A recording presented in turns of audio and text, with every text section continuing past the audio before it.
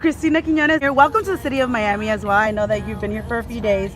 Tell me a little bit about your newly released single and video, which is called White Flag. It literally just released. Tell me a little bit about that song and video. Well, the music video was to basically showcase a lot of the injustices that are happening in America right now. You have the Dreamers, you have DACA, you have immigration, you have racial injustice that's happening, and I wanted to vocalize that in a way that people kind of could feel something. You hear stuff that's been happening in last year, and it's kind of like you wish you could do something for it. You wish that you sometimes feel useless. Like you're just like, I want to help that person, or I want to help what's happening right now. So we are making merch right now, and we're having the proceeds go to ACA, and we're gonna literally all the proceeds will go to the ACA. The shirt is going to say "Not Gonna Rise My White Flag." And when I wrote the song, it was just to inspire people, no matter what you're going through. It could be you lost your job, or school's been really hard, you have family issues. You know what I mean? It could be for anything, and I just wanted to make a universal record that kind of showcased that.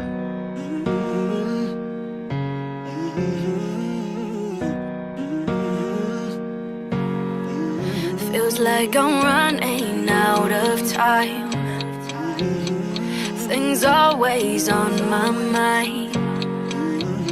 People say what's going on with you, where you at, what you doing all the time.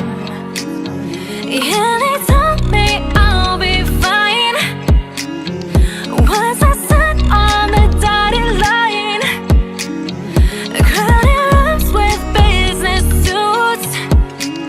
Feels like I got so much to lose. All my life, knocking on every door, trying to find how to win this war. 'Cause I'm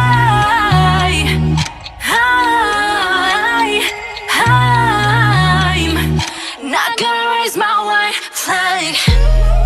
Have you ever considered singing in Spanish? Like fluent, like all In general, Spanish? all Spanish. Yeah, I have a record called Veneno. Okay. Yeah, I performed it on Despierta America last year. Okay. And I do have a couple records right now that are kind of like Spanglish flow.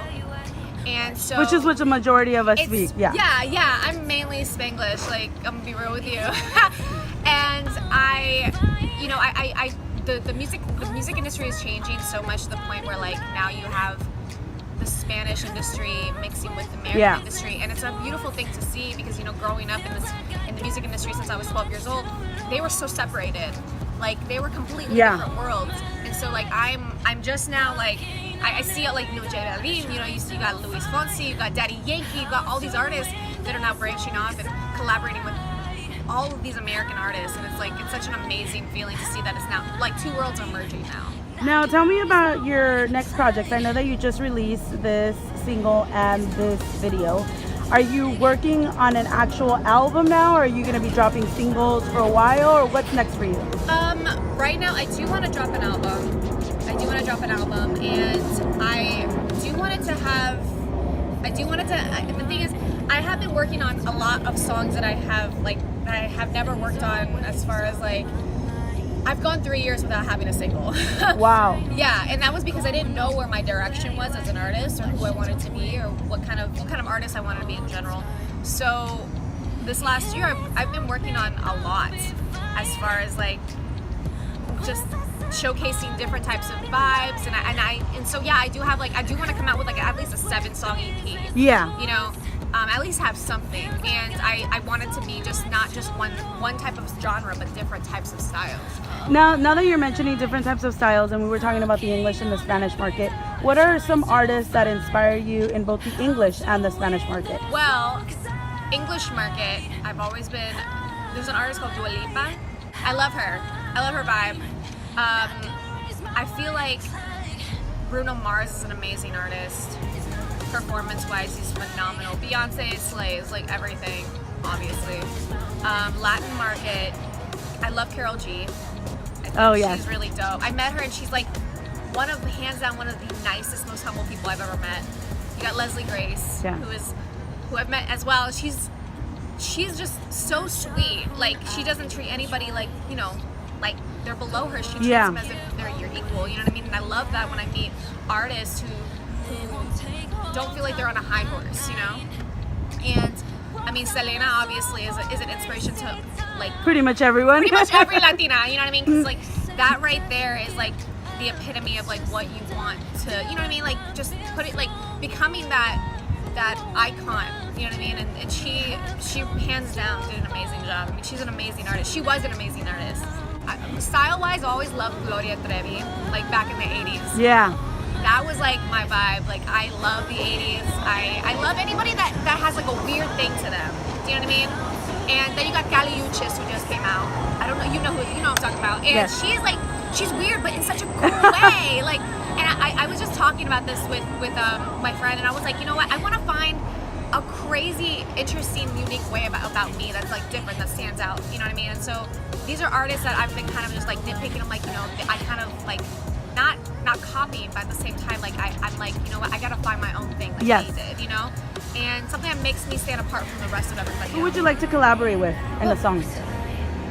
Would it be the same people? No, it's I mean, definitely it would, but then there's like. But then there's other, But yeah. then there's like a guy that like I would definitely love to sing a record with. I mean, it's Maluma, baby. Yeah. You know what I mean? And I think that's just because like he has such a swagger to him, like real like. It's just I like that. You know what I mean? It's very unique. J Balvin's a big like wow. Like anything he touches, I feel like is just fire. Piso 21 is like really Yes. dope. They are fire. Juanes, of course. Yeah. You're originally from Georgia. Do you still live in Georgia? I do still live in Georgia. I do go back and forth a lot. Definitely, I come here more than LA. I used to go to LA all the time, and then I caught the Miami bug where I was like, I have to be in Miami like all the time. Like I've been here like 7 times this year. Yeah.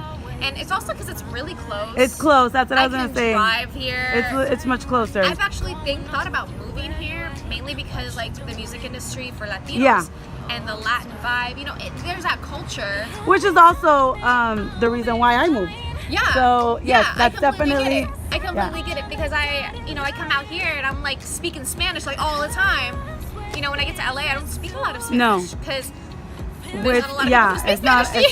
it's not as dominant as it is Exactly. in Miami. I feel like I'm home here. Now, I know that, like we said, you're from Georgia, and surprisingly, we have one more thing in common.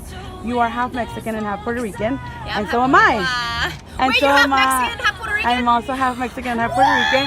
My mother is Puerto Rican and my dad is Mexican, but I was born and grew up in LA. That is so funny. But that was also one of the reasons why I wanted to interview you, because we have that same, mix. Yes. Now, because of that, tell me, has Spanish music inspired you in any way, or were you more growing up into the English vibe?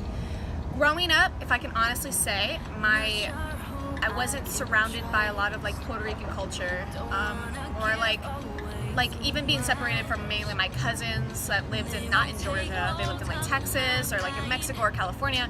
I didn't grow up with like such a crazy like Latin culture. And so when I was 11, I remember I didn't speak fluent Spanish. I understood it very well, but I never spoke it. And it was because it wasn't brought up in my house all the time, So when my grandmother came down, mi abuela, she would speak it all the time, you know what I mean? She would make tortillas, tamales, it was like, that was the thing. And she was what kept that together, that culture together for me. And so when she had passed away, it was hard to like not have that anymore. Yeah. And so when I was doing Spanish, I did reggaeton music when I was 12. Oh, okay. Yeah, so I was the first Latin reggaeton artist that was a female at 12 years old in Georgia. Yeah. And so I would go and do shows in New York and whatever, and I just remember that feeling of her feeling proud of me, because it was like I was still like I didn't know it fluently, but I was trying. You know what I mean? Mm-hmm. And so I grew up basically being confused because I was like, okay, I'm half Mexican, half Puerto Rican. You probably get this too, where it's kind of like, where do I fit in in being half and half of that? You know what I mean? And so I date a Puerto Rican guy now. I also wanted to keep that for my family too, like not to forget where we come from. It's very important. And it's very important. I stress that a lot. Like I stress it a lot. And that's why when I love that here, because I'm a huge advocate for not only bilingualism but biculturalism, which is not forgetting about where your family comes from, but obviously, you know, you're American, so we have that culture in us.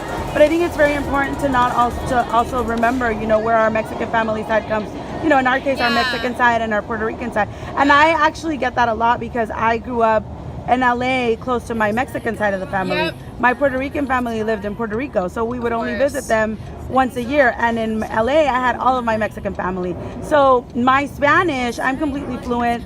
I speak perfect Spanish, but my Spanish is with more of a Mexican accent. So my name is Becky Boricua because I identify more with being Puerto Rican. And when I say, oh, I'm Becky Boricua, and then I speak Spanish, and people are like, wait. Yeah. There's always that slang with being Puerto Rican. Yeah, and it's like people are kind of confused in a way, but then I have to like explain everything about me, and I'm like, wait, yes. So I totally get it when you say, you know, that you were, you know, brought up one more than the other because you were closer to them in a sense. And people will always try to categorize you one or the other. Yes. Like they don't want to say you're both because I remember I did a cameo back in LA a few years ago. I did an acting gig, and I remember I specified I was half Mexican and half Puerto Rican. And when it came to show me on the screen, it said my name and then it said Mexican. And I was like, wow, you don't do that because it's like people are gonna think that I'm like denying one side of it, you know? Yeah. So that's one of the, and I think, you know, that's one of the things that needs to change because I think, you know, we're made of so many beautiful components in a sense. So I think we should, you know, celebrate each and every one of them, not box us in one specific category. Exactly. But I love your vibe. I love your song. I did listen to it.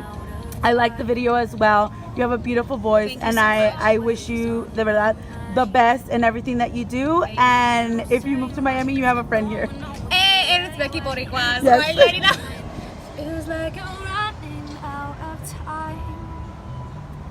Things always on my mind.